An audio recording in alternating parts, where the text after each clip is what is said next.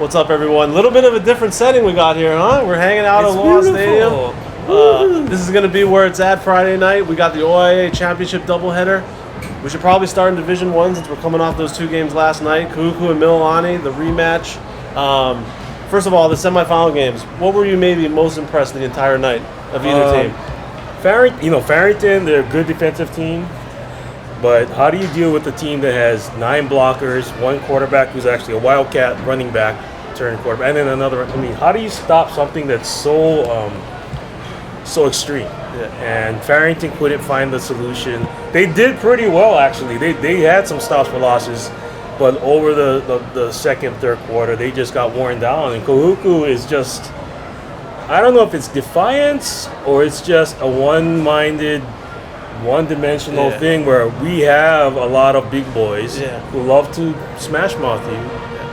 We're going to win states like this. Well, first of all, we're sure they only had 11 guys out there for every play because it seemed like they had about 15 guys blocking 2,500 pounds of fun. So if you're Mililani, and basically that's what it's going to be, it looks like, is Kuku's going to run out of this 2 tight end, 2 fullback. Well, first, Coach Tata says that Kesi Ahoy should be all right. He retweeted the ankle. Should be okay for next week. So that's a big plus for them because they have running backs. Yeah. But if you have 3, 4, or 5 guys, Sefa Amakorosa played last night. He kind of got dinged up again, but he should be okay too. Harmon Brown. They've got 5 or 6 guys ready to go. So Mililani, I love Mililani, but the last time a team came at them with the one sole purpose of running the result was not good. Liberty High, they scored 76 points on them. No, that doesn't mean that Kahuku's going to do it, but I'm sure everyone's aware up there at Mililani. So I'm sure Rod York and his staff are game planning or have been game planning for Kahuku all this time. How do you stop 11 guys who no wide receivers? Yeah, and we should point out too that the Kesi Ahoy things are a pretty big deal because last night, or the semifinal game, when Kesi was out there, that's when they were really rolling. It did slow down a little bit once he kind of went out of the game, I thought. I think if Sefa's healthy, you could tell last night he's almost there. He has nice cuts, but he doesn't have the patience that Kesi does because Kesi's taking all the reps this whole season and healthy every game. Sefa was in and out with some injuries. So Kesi, he ran, I think you had the stat, right? He ran 21 times without first 21 plays anyone else running the ball. Yeah. And he'll hit the hole hard or he'll wait for his blockers to come up.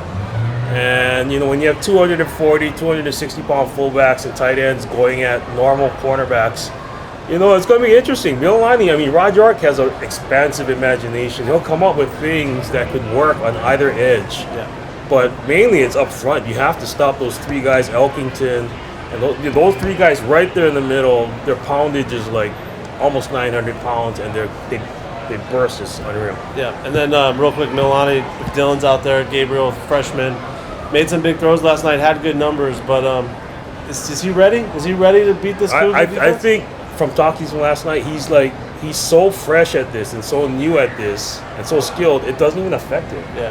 But it's interesting because Kaysen Higa is a short pass kind of guy. They both are, but Kaysen especially, he might actually get some playing time, I think, just because Kahuku will not give you the big stuff early. They'll let you go 20 to 20. Yeah. And then red zone, they close in on you. Kaysen might be a better guy at that.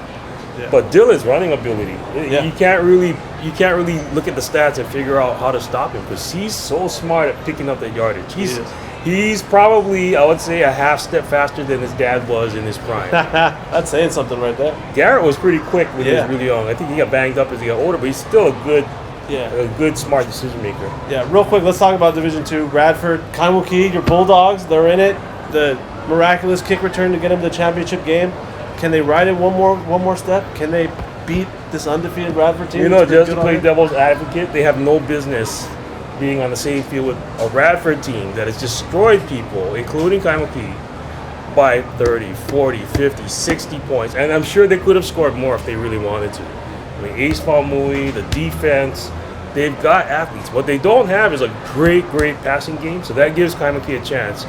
Kaimuki with Billy Masima running behind that big line. Yeah, he's kind of been the difference maker for them, That's their best chance. Yeah. Run the ball, hit a few passes with Calvin Pratt, get a little more accurate, and keep Radford's running game off the field. Because if they get into a shootout, it's not good. And I love Kaimuki.